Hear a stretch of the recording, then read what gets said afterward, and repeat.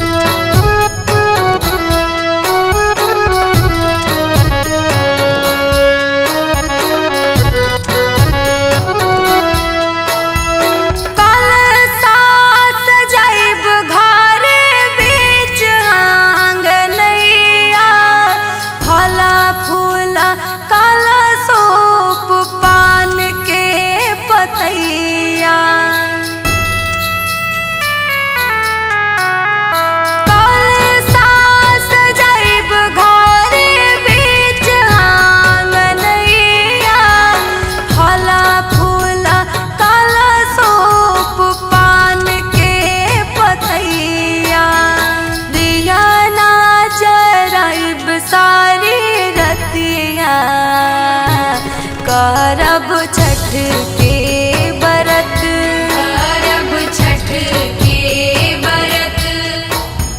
लिपि पोती गंगा जी के घटिया, करब छठ के व्रत, करब छठ के व्रत।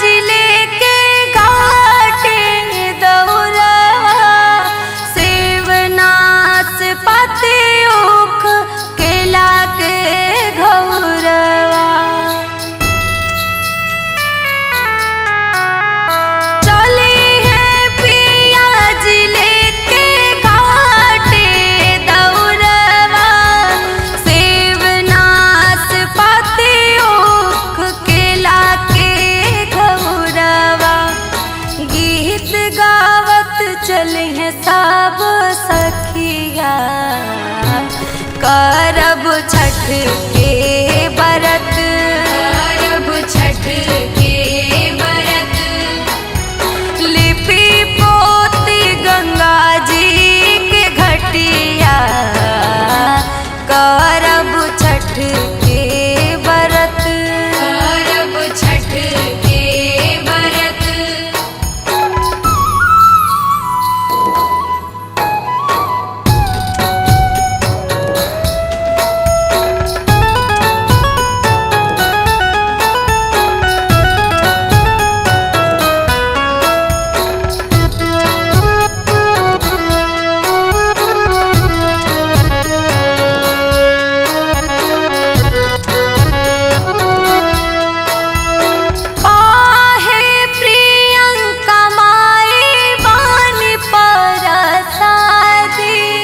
आई है सुरेश भैया मयूरी भाभी,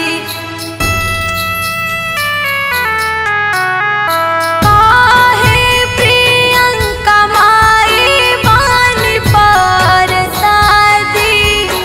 आई है सुरेश भैया मयूरी भाभी, सोनू बने हैं जाके विदिया, करब छठ